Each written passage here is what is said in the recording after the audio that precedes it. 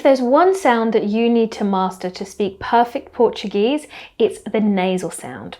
But that can be quite difficult for us native English speakers because we don't use it in our language, so it can be difficult to know how to make it and when to use it. So listen up, because over the next few minutes I'm going to teach you how to master this sound and use it correctly every time. If you are new to the channel, my name is Liz and this is Talk the Streets, the channel where I teach practical Portuguese in plain English. And if you've been here a while and you appreciate my content but still haven't subscribed, what are you waiting for? Over 60% of you who watch my channel are not actually subscribed, even though it takes a few seconds and is totally free. It would help me reach so many more people with my free lessons, so please click the button below, it would mean so much. So on with the lesson then. The first thing we need to tackle is, how do we make the nasal sound? Well, first of all, we need to understand what a nasal sound is. It's going to be a vowel, and to demonstrate the difference between a nasal vowel and a non-nasal vowel, I'm going to show you what the difference is. When we are making a non-nasal vowel, the air is simply going to come up through our throat. A, E, I, O, U, for example. However, when we make a nasal sound, the air needs to come through our throat and through our nose at the same time. So the way to tell the difference between the two is by holding our nose.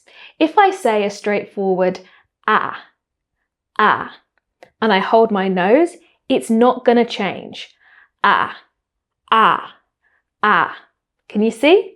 So this is how I know that this is not a nasal sound. However, if I make this a nasal A, ah, ah, ah, you can hear that the sound is getting trapped because I should be pushing air through my nose as well, okay? So this is how we are going to actually produce the nasal sound, by making sure I'm pushing the air through my nose at the same time. To do this, in the beginning, you're probably going to have to screw up your nose a little bit, and that's totally fine. It will start to become more natural. So give it a go yourself now. Ah. So that's how to actually make the sound, but how do I know when I should use it? Well, there's going to be two instances. The first one is when we see a vowel with a tilde on the top. This is the name of that specific symbol. It kind of looks like a worm and it's going to sit above the vowel. So let's take a look at some words and examples. Maçã, irmão, cães, opções. So you can see there were some A's, there were some O's, and the way that I was making that nasal sound was by really screwing up my nose and forcing the air out of the nose as well.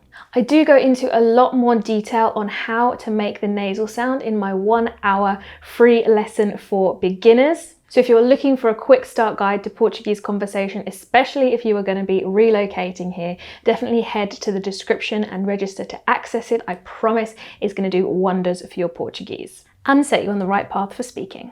There is another important time that we should be nasalizing vowels, and this is the one that most English speakers will get wrong.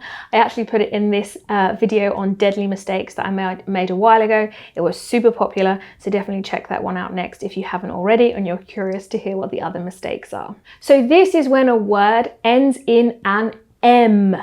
For example, words like sim or phrases like bom dia. You can hopefully hear there that I didn't say a M sound. Instead, I took the word that ended in M and I nasalized the vowel that went in front of it. So listen again. Sim. Bom dia.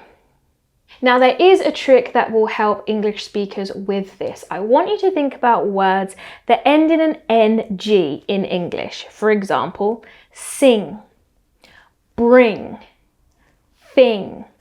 Now you can notice I'm not saying singer, thinger, right? So that G is becoming more of a sound, and this is exactly what we are looking for in Portuguese, okay? So a cool way to think about it is imagine those Portuguese words spelt with an NG at the end instead of an M, okay? So instead of sing with the M at the end, we can spell it like this, sing, and really exaggerate that nasal I, and you're going to be almost there. We also need to look out for words ending in an NS. These are going to be the words that end in an M, but in the plural form.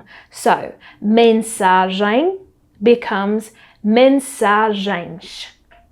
Paragem becomes paragens. So just don't be afraid to screw up your nose to make that nasal sound.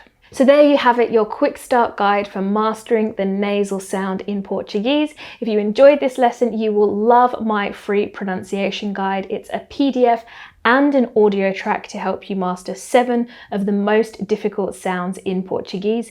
I'll link it in the description where you can download it for free. I have a ton more videos on pronunciation on this channel, so stick around, and I hope to see you next week when I'll be back with more tips and tutorials to improve your confidence and conversation skills in Portuguese. Ciao for now.